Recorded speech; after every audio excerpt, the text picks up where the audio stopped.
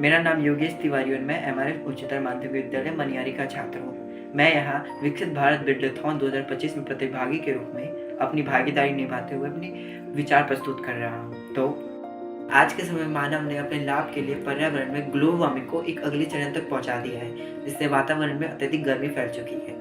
चूँकि ये समस्या काफ़ी लंबी है, इस कारण इसका समाधान लंबे समय तक चलेगा। इसलिए लोगों ने शीतलन उपकरण अर्थात एसी, कूलर आदि के उपयोग से बिजली का अत्यधिक उपयोग किया और ऊर्जा निर्माण में आर्थिक संकट और अन्य बाधाएं आ रही हैं। साथ ही सामान्य परिवार जो ऊष्मा अवशोषित करने वाले ईंटों के घर में रहते हैं, उन्हें मानसिक तनाव और तंत्रिका संबंधी रोग का सामना करना पड़ता है, जिससे उनकी मानसिक स्थिति दयनीय हो जाती है। साथ ही ऐसी कोई सस्ती और टिकाऊ उपयोगी चीज़ का निर्माण नहीं हुआ है जो इस सभी समस्याओं का हल कर सके। तो सभी समस्याओं में एक चुनौती है, जिसमें हमें ऊर्जा निर्माण के लिए किसी नई तकनीक का निर्माण करना और घरों के तापमान को नियंत्रित रखने के लिए एक सस्ती और टिकाऊ चीज़ों का निर्माण करना है। तो इन सभी समस्याओं में एक समाधान के लिए एक मूल जड़ है कि हमें एक सस्ती और टिकाऊ चीज़ का निर्माण करना है। तो हमें एक उत्तर मिला, अरबी का पत्ता। अर्थात उसमें हम जानते थे पहले से कि उसमें सेल्यूलोज फाइबर उपस्थित होता है। आगे उसमें जानने के बाद हमें पता चला कि उसमें ऊष्मा अवरोधन की क्षमता अर्थात इंसुलेशन और वायु को रोकने की क्षमता भी होती है। इससे हमने एक विचार आया कि हम इससे एक bio compressed fibre insulin panel का निर्माण कर सकते हैं, जिससे घरों का तापमान गर्मी हो या ठंडी हमेशा नियंत्रित रखेगा, जिससे हमारे घर ठंडे रहेंगे और ऊर्जा की भी बचत होगी, क्योंकि इससे हमारे शीतलन उपकरण का उपयोग भी कम होगा और पर्यावरण भी सुरक्षित रहेगा।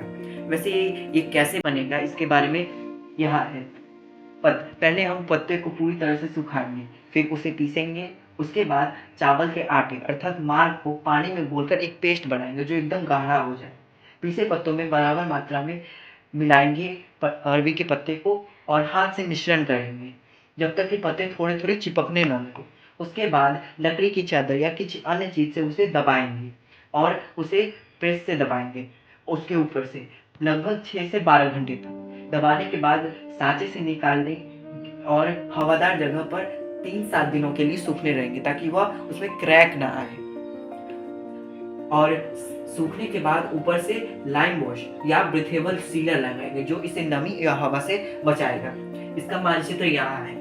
इसमें हमने ईंट के पीछे की संरचना को दिखाया है। यहाँ पर ये अरबी का पत्ता है, उधर उस पर से प्लास्टर। यहाँ पे जो इसकी नमी है वो आदान प्रदान होती रहती है, क्योंकि इसके अंदर वायु को पकड़ने की क्षमता भी होती है और इसमें ऊष्मा अच्छा लेमिनेशन पैनल लगा हुआ है। इस कारण यह इसको ठंडा हमेशा रखेगा। इससे ये एक विधि हो जाएगी और ये लगभग इसकी आयु 12 से 25 वर्ष तक रहेगी।